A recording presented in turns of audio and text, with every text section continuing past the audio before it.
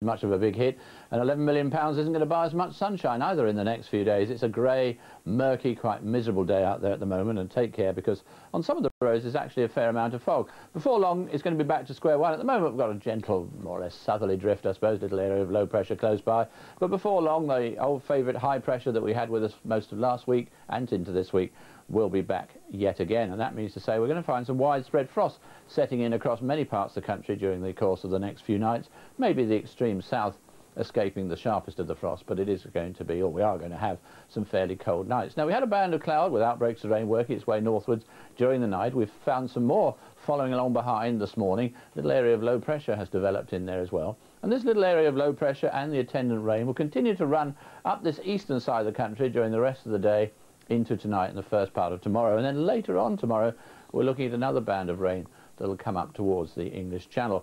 But for most places the rest of the afternoon is simply going to be dull and damp and pretty miserable, misty and murky too, some patches of fog around. If there is any brightness at all, I think it's most likely to be found around these western coasts, perhaps along parts of the Channel coast as well. But having said that, equally just here and there could be the odd heavier burst of rain too.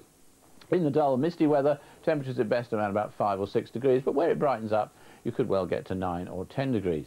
And then this evening and tonight, the outbreaks of rain work their way to northeast England, then into eastern Scotland, leaving behind a load of mist and fog.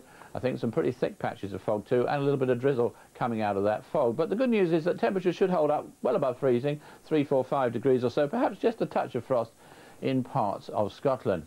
Then tomorrow dawn's very similar. A lot of mist and murk around, a lot of fog too, and some drizzle mixed in for good measure.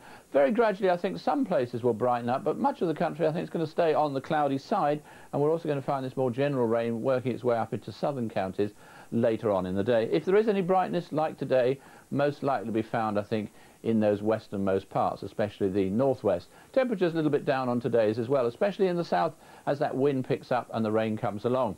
Then the area of low pressure bringing the rain late tomorrow, just moving slowly away during the course of the next couple of days. So there'll be rain, maybe even a bit of sleet across the southeastern half of the country on Sunday. Again, some bright weather in the northeastern corner. Continuing to pull away into Monday. Still some rain or sleet though in the eastern part. Then brighter conditions following to the whole country.